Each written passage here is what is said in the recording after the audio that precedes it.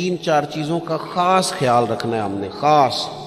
ایک تو رمضان شریف میں قرآن پاک سے خاص محبت فرمائیں، شہر رمضان الذی انزل فیہ القرآن، خاص محبت۔ الحمدللہ ہمارے ہاں قرآن کے عالم بھی موجود ہیں، حافظ بھی موجود ہیں، بلکہ مسجدیں کم ہوتی ہیں، حافظ زیادہ ہوتے ہیں۔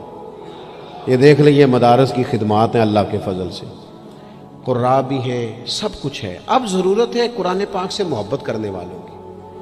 ہر نقیب، ہر خطیب یہ کہہ رہا ہے کہ سارا قرآن حضور کی تعریف ہے، کہتے ہیں نا جی، تو چاہیے نا کبھی کبھی رکا آئے محفل سے کہ جناب ہمارا دل کر رہا ہے ہمیں سورہ رحمان سنائی جائے۔ کبھی کبھی یہ رکے آتے ہیں نا فرمائشی رکے، یہ نعت پڑھے، یہ تو جب سب کہہ رہے ہیں یہ حضور کی نعت ہے سارا قرآن، تو کو رکا آنا چاہیے نا، آج سورہ حامیم سجدہ کی تلاوت سنائی جائے، آنے چاہیے نا یہ والے رکے بھی، صحیح کہہ رہا ہوں نا؟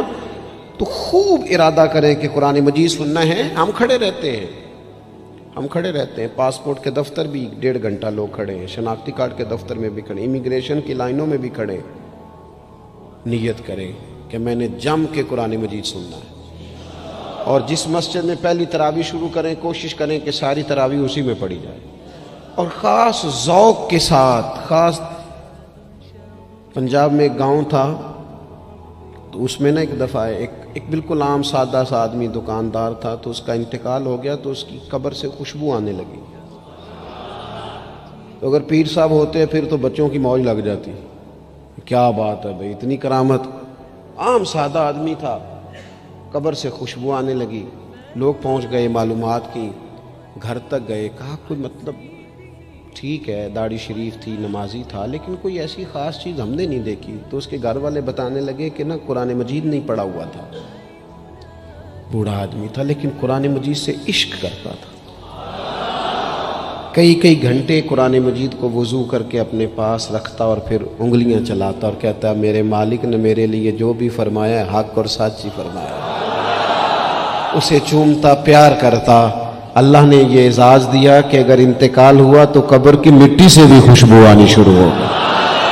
خدا را قرآن پاک سے پیار کریں، خوب ذوق بنائیں کہ ہم نے قرآن مجید کو سننا ہے۔ دوسری میری گزارش یہ ہے آپ حضرات سے کہ سحری میں اٹھنا تو ہے ہی، سودا لینے کے لیے بھی جانا ہے، ہمارے ہاں دہی دودھ کے لیے بھی لوگ صبح صبح جاتے ہیں، تو ایسا نہ کریں کہ تھوڑا 10 منٹ اور جلدی اٹھ جائیں اور پورا رمضان تہجد کی نماز پڑھیں۔ بڑی پسند ہے نبی کریم کو تہجد کی نماز۔ صبح اگر 2 رکعتیں نصیب ہو جائیں تو نبی کریم علیہ السلام نے فرمایا جب جوان آدمی تہجد کے لیے کھڑا ہوتا ہے تو اللہ فرشتوں کے سامنے فخر فرماتا ہے۔ یہ ضرور عادت بنائیں، صبح جن لوگوں کو چند نفل نصیب ہو جائیں اور پھر وہ دعا مانگیں، ایک تو رمضان پھر تہجد کا ٹائم، اس ذوق۔ اور تیسری گزارش میری یہ ہے، غریب آدمی جو ہوتا ہے وہ سمجھدار نہیں ہوتا، چونکہ عقل مند ہونے کے لیے تو پیسے ہونا بھی تو ضروری ہے نا۔ میں نے دیکھا ہے کہ بالکل ان پڑھ آدمی ہو لیکن سیٹھ ہو نا تو بڑے بڑے سیانے لوگوں کو نصیحتیں کر رہا ہوتا ہے اور اس کی سنی بھی جا رہی ہوتی۔ میری غربت نے کیا مجھ کو زمانے میں بدنام، تیری دولت نے تیرے عیب چھپا رکھے۔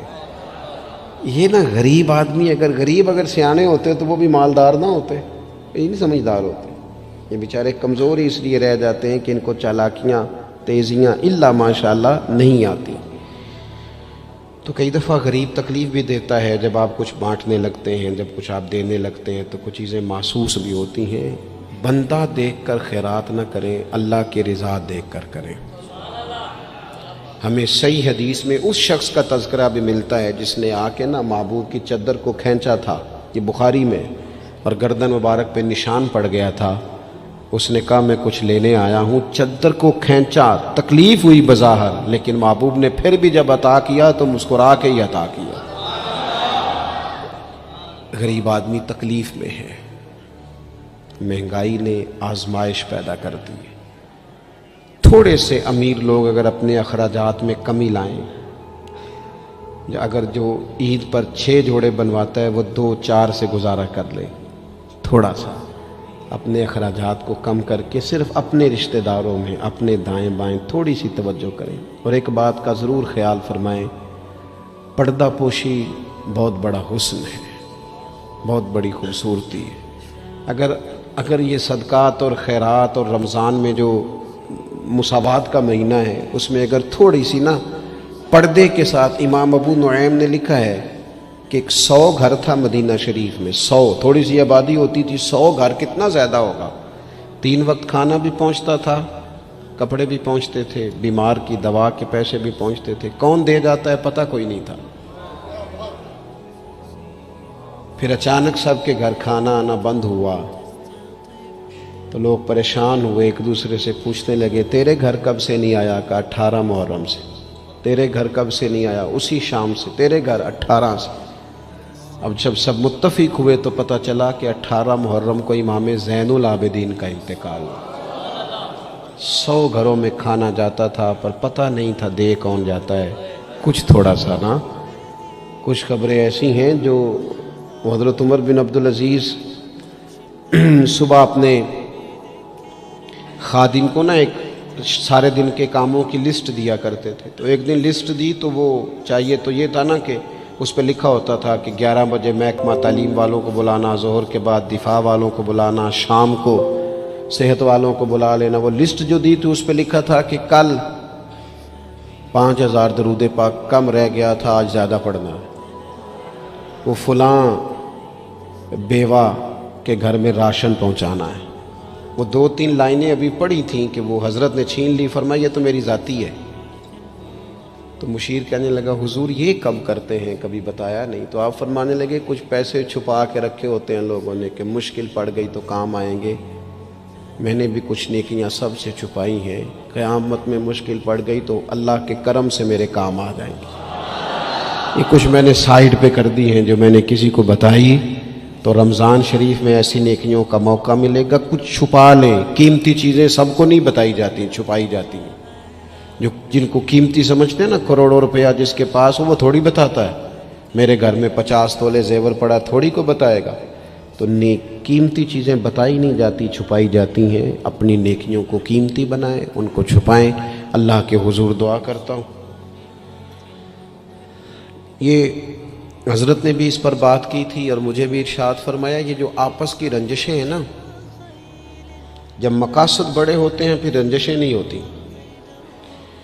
آپس کی رنجشیں، بس ایک حدیث پاک عرض کرتا ہوں، اگر آپ کی سمجھ میں آ گئی تو بات۔ ہمارے ہاں نا کچھ لوگوں نے سنتوں کو بھی مخصوص کر لیا نا کہ یہ والی سنت ہے۔ بھئی تمام ظاہری سنن اور آداب پر بھی عمل کریں اور جو باطنی کیفیات ہیں اس پر بھی غور کریں۔ ترمذی میں حدیث ہے، امید ہے آپ یاد رکھیں گے۔ نبی رحمت علیہ السلام نے فرمایا، اے انس، اے میرے بیٹے، تم سے ہو سکے تو صبح اس حال میں کرنا کہ تمہارے دل میں کسی کے لیے بغض نہ ہو۔ صبح اس حال میں کرنا کہ تمہارے دل میں کسی کے لیے بغض نہ ہو۔